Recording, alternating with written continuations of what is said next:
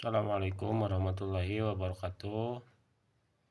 Nama saya Teten Syahbudin, mahasiswa Vincent Orjati Cirebon, PJJ PAI, kelas B1. Pada kesempatan kali ini saya akan mempresentasikan tentang perencanaan dan metode pembelajaran, diantaranya tentang pendekatan, model, strategi, metode, dan teknik pembelajaran. Nah, untuk pendekatan pembelajaran dan model pembelajaran. Pendekatan pembelajaran adalah titik tolak atau cara pandang terhadap proses pembelajaran yang berlangsung dan bersifat umum.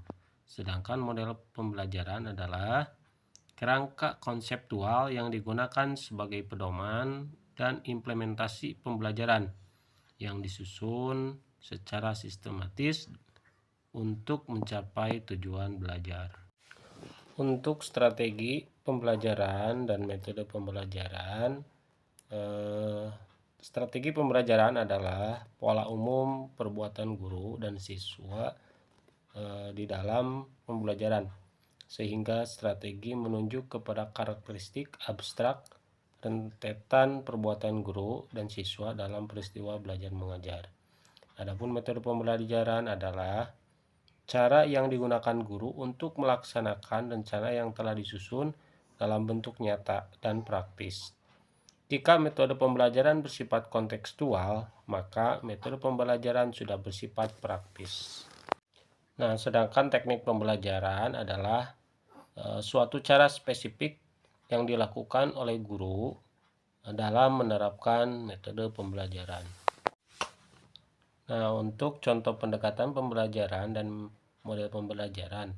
Pendekatan pembelajaran ada beberapa sistem. Yang pertama ada yang disebut dengan konstruktivisme. Yang kedua ada behaviorisme, yang ketiga kognitivisme, dan yang keempat humanisme dan lain-lain. Sedangkan model pembelajaran atau disebut dengan discovery learning, pembelajaran berbasis project atau contextual teaching learning, dan pembelajaran berbasis permasalahan atau problem based learning, dan juga lain sebagainya. Sedangkan untuk strategi pembelajaran diantaranya yaitu ada yang disebut dengan quantum teaching, learning, active learning, mastery learning, dan lain-lain. Apa itu quantum learning? Quantum learning adalah suatu pendekatan pembelajaran yang didasarkan pada prinsip-prinsip psikologi kognitif yang berupaya mengoptimalkan potensi belajar siswa dengan memperhatikan sebagai aspek termasuk fisik, emosional, dan intelektual. Tujuannya untuk apa? Yaitu tujuannya untuk membuat proses belajar menjadi menyenangkan, interaktif, dan aktif. Sedangkan active learning atau pembelajaran aktif adalah suatu pendekatan pengajaran di mana siswa secara aktif terlibat dalam proses pembelajaran, bukan hanya pasif menerima informasi dari guru. Nah, yang ketiga atau yang disebut dengan mastery learning atau belajar tuntas adalah filosofi dan strategi pembelajaran yang menekankan bahwa semua siswa harus mencapai tingkat penguasaan atau disebut dengan kompetensi yang tinggi dalam suatu materi pembelajaran sebelum mereka melanjutkan ke materi berikutnya. Nah, konsep ini pertama kali diformalkan oleh Benjamin Bloom pada tahun 1968. Ada beberapa metode pembelajaran dan teknik pembelajaran. Metode pembelajaran diantaranya ada metode ceramah, ada juga tanya jawab, diskusi, resitasi, eksperimen, dan lain-lain. Ada juga yang mencontohkan ekspres dan non-ekspres, picture dan and picture, jigsaw learning, dan mind mapping. Sedangkan teknik pembelajaran adalah langkah-langkah dari metode pembelajaran. Teknik pembelajaran atau disebut dengan gaya guru dalam menerapkan teknik pembelajaran. Discovery learning atau disebut dengan pembelajaran penemuan adalah model pembelajaran yang berpusat pada siswa di mana siswa tidak diberikan materi pembelajaran dalam bentuk jadi atau final, tetapi melainkan didorong untuk menemukan sendiri konsep, prinsip, dan kebenaran melalui serangkaian kegiatan eksplorasi, penyelidikan, dan pemecahan masalah.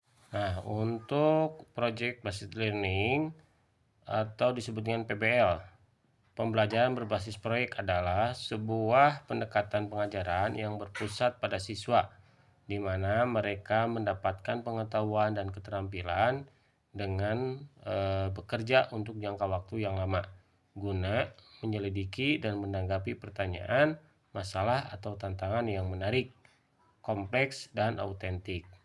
Ciri-ciri utama PBL yaitu di mana siswa adalah penggerak utama pembelajaran. Mereka memiliki otonomi dan pilihan dalam merencanakan pelaksanaan dan mengevaluasi proyek mereka. Nah, untuk problem based learning atau PBL atau pembelajaran berbasis masalah adalah model pembelajaran yang berpusat pada siswa, di mana proses belajar dimulai dengan masalah dunia nyata yang kompleks dan tidak terstruktur.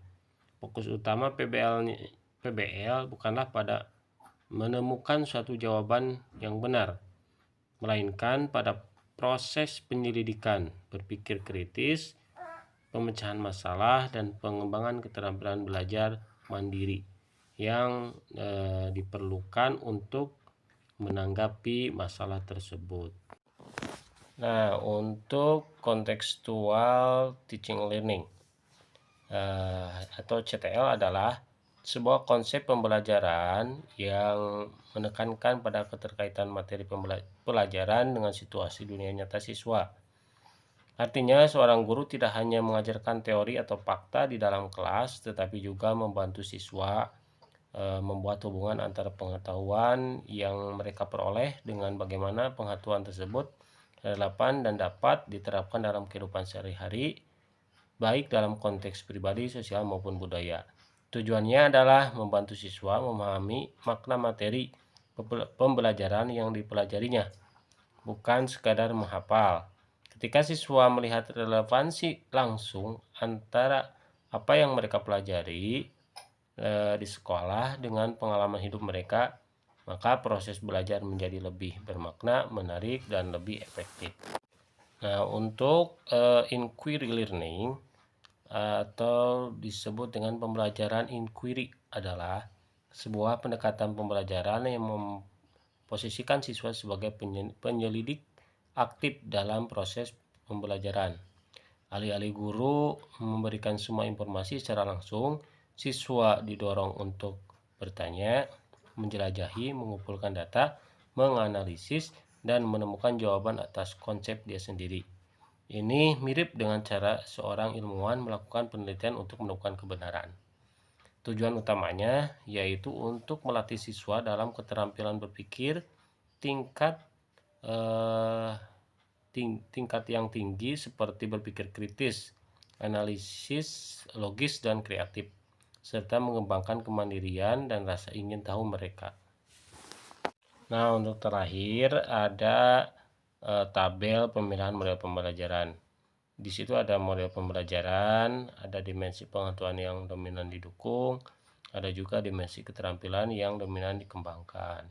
Dari quantum learning, active learning, mastery learning, ada juga recovery learning, project based learning, ada problem based learning, contextual teaching learning, dan lain sebagainya.